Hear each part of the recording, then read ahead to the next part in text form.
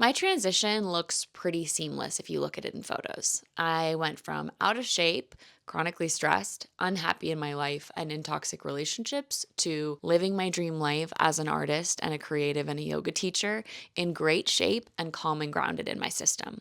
However, this transition did not happen overnight, and I am actually now on a very intimate first name basis with things like failure, fear, discomfort, and uncertainty because they are all pieces, integral pieces of the puzzle of building an authentic and real life. So if that's what you're looking for and that's what you want, listen up. The body is a fiend for comfort. Fiend. We are always seeking homeostasis. It's that equilibrium, right?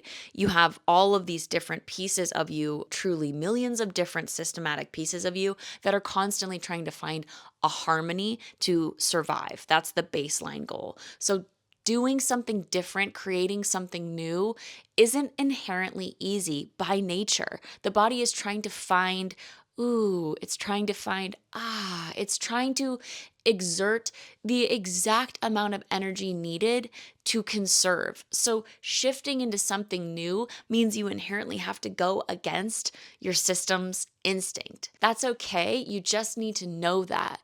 The CrossFit bros always say pain is weakness leaving the body. Or if you want a less gym oriented ideology, essentially getting into a state of discomfort means you're on the right path. It means you're stepping into a state of expansion.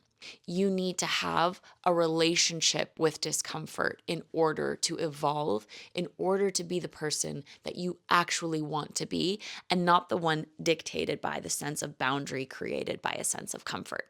So listen up, here's how you activate this. Step one, very important to befriend failure. I know it's hard. We're taught that failing is bad. We're taught that failing is embarrassing. Failing is vital. Failing is absolutely critical. If you're not failing, you're not trying. If you're not trying, you're not doing anything. If you're not doing anything, you're not learning. If you're not learning, you're not evolving. Failure is an inevitable part of this process. I have failed so many times.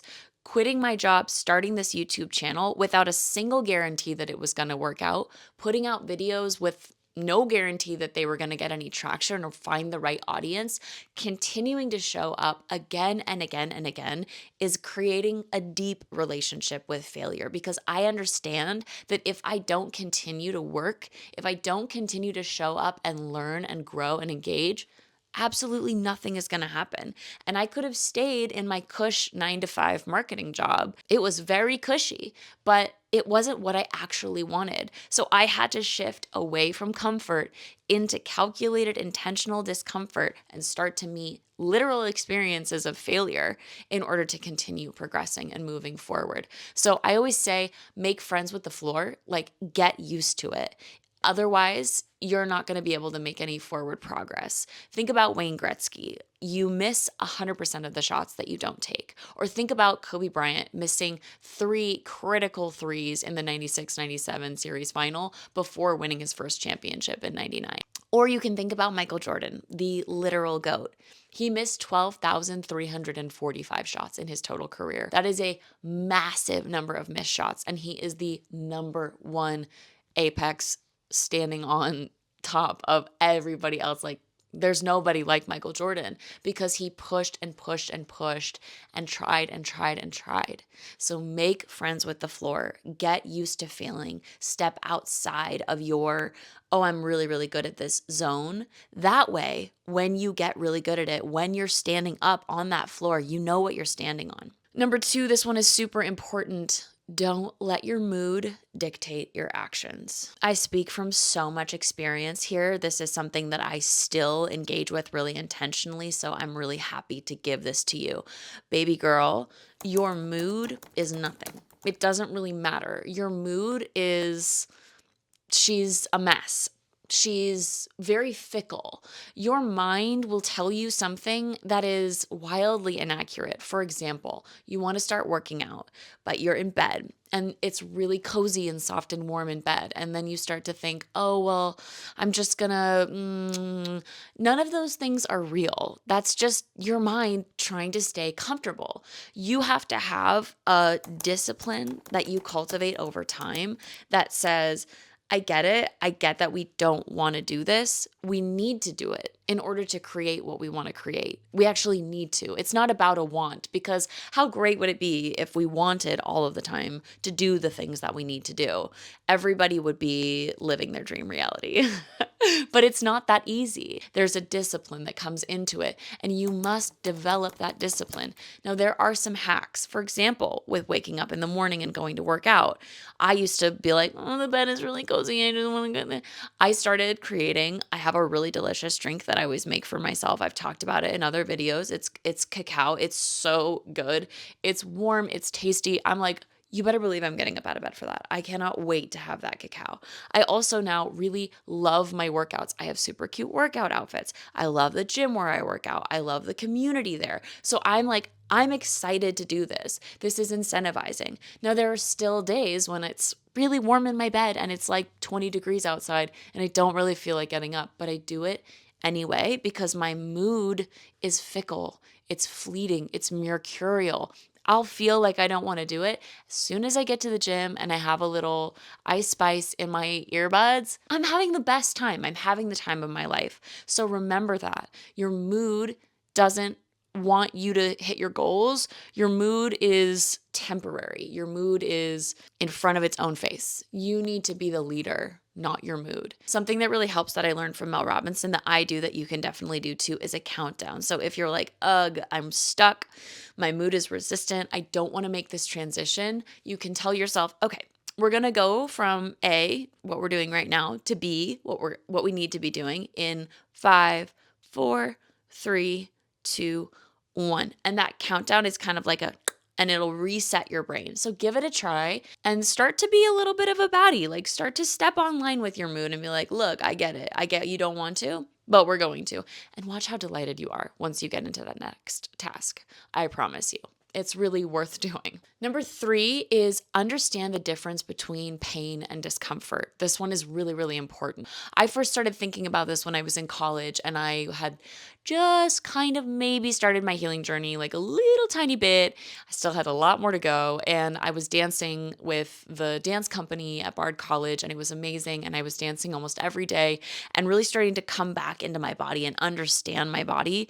And it was hard. It was really difficult, not just the physical challenge of movement, but being in my body, animating my body, thinking about my body, sharing my body's movements with other people. That was hard. That was difficult. And I noticed, wow, there's so much value to this difficulty. This is not pain. It's like a sister to pain. It's so closely related, but it's not. It's very different. So you have to understand the difference. Pain is, I just put my hand on a hot stove and it burnt me and oh my God, I can't touch that stove. That's so important. Don't do that again. But I just went to this dance class and I did a solo piece in front of the class and it was really challenging and I felt all these sensations in my body that I would normally associate with pain, but actually it was me pushing past my limit. It was me getting uncomfortable and allowing myself to be uncomfortable and moving forward. That's difficulty. Understand the difference. As soon as you can, sit down and be like, okay, pain means I'm hurting myself. I stubbed my toe. Like I twisted my arm. Something went wrong. Difficulty is I'm adding another 5 pounds to my lift today and it's going to be heavier and it's going to be really difficult. Like I'm going to feel it and I might be sore the next day, but that's actual muscle growth. That's actually valuable to me. Difficult is I stood up in front of a group of people and I talked to them about something I'm really passionate about for 5 minutes. And I felt like I was going to throw up and my hands were shaky, but I did it. And I created a sense of confidence and I moved past that limitation. Not I'm running through an injury and I can tell that there are sharp pains in my knee, but I'm ignoring it because I think it's good for me. There's a difference. You know it. You can intuit it. I promise you. All you need to do is familiarize yourself. So understand that line. Pain here, difficulty here, and then befriend difficulty. Be willing to experience difficult experiences. Number 4, do things that scare you. As often as you possibly can, put yourself intentionally out of your comfort zone. This builds so much confidence. So whatever it is, like for me, it's karaoke. I have a weird fear of karaoke. It's not weird. I know why. I gave a musical performance once when I was like 26, 25, and it went so badly. I didn't realize that a mic gives feedback if you're in front of the amp that it's like playing out of. And the feedback was so bad that a woman ran out of the room covering her ears, and it literally broke my heart. And now I have this like fear of standing up and singing in front of people because of that moment. It just like seared itself into my brain. So I've been doing more karaoke, and I've been singing more, and I've been trying to like get past that fear instead of just being like, oh, that's something you don't do now, because I love singing and I love singing in front of people. But the fear is it's easy to let the fear win. But don't. Every time you let fear win, you teach your brain that your fear is correct, and you become a little less brave and a little less brave and a little less brave every single time you do that. So put yourself in experiences where you are really afraid, and do it anyway. And you become a little more confident and a little more confident and a little more confident every single time. I just did a pole dancing class. So fun. Very out of my element. Very exciting. I'm planning on doing an open mic pretty soon here, and I'm really excited about that. Every time I sit down and do one of these YouTube videos, I am presenting myself to the world. I'm sharing stories that are really vulnerable for me to share, but I do it because it's like every single time it gets easier, it gets more natural, and I feel more aligned with myself and more able to choose based on what I want versus based on fear. Because fear sucks. Fear is a limiter, and it's also false so many times. Fear tells you you're going to die. Fear tells you you're going to be ostracized. Fear is your reptilian brain. It's your survival instinct. It's so outdated. Again, kind of like the pain and difficulty. Save fear for if you're base jumping, like save fear for a physical feat. But when it comes to being you and doing what you want to do, don't let fear dictate your actions, and go so far as to find the places where fear has told you not to go. Go there and do the thing. Every single time, it will make you feel stronger. It will make you feel braver. It will make you more confident. So find those things, press into them, and watch yourself expand. Number 5, and this one is so important, absolutely vital, get into it as soon as you can, is wake up early. And don't wake up early and just jump on your phone. Don't wake up early and just let the day kind of start washing over you. Wake up early with intentionality. Wake up and pray. Wake up and meditate. Wake up and drink a nice warm beverage and journal and think about yourself. Wake up and do a little breath work. Wake up and meet yourself in the mirror. I wake up and literally every morning I look at myself in the mirror. I give myself a little kiss. I give myself a little one of these. One of these. I do a high five. High fiving is so good for you. It's so valuable. Maybe a little like self hug. There's a moment I have with me every morning where I'm like, hey, what's up? We're back in the mix. Let's do this. Let's get into it. And then I have my cocoa and I journal and I meditate and then I go to a workout, and it's great and I love it. And it's giving me the chance to get out in front of my day and decide what's going to happen for me instead of just rolling into it and just kind of feeling like I'm catching up. So if you're waking up at 10 o'clock right now, wake up at 9. If you're waking up at 9 o'clock right now, wake up at 8. I wake up at 5 or 6 every morning, usually 5 a.m. I go to bed around 8:30 or 9. That's what makes it possible. You cannot do this also on less sleep. So I am not advocating for you to go to bed at midnight after scrolling on your phone all night and then wake up at 5 a.m. Do not do that. Get a good night's rest. Put your tech away as soon as you can. Truly sleep. Find that REM cycle. Experience the flushing and digestion of the day that you get when you sleep. Wake up in the morning. Set yourself up for success. Align yourself with yourself and then meet the day. Some days are going to be great. Some days are going to be tough. Let me tell you, I still have tough days all the time, but I feel a little more able to handle them because I understand what's going on and I'm pretty set up for success. These are my 5.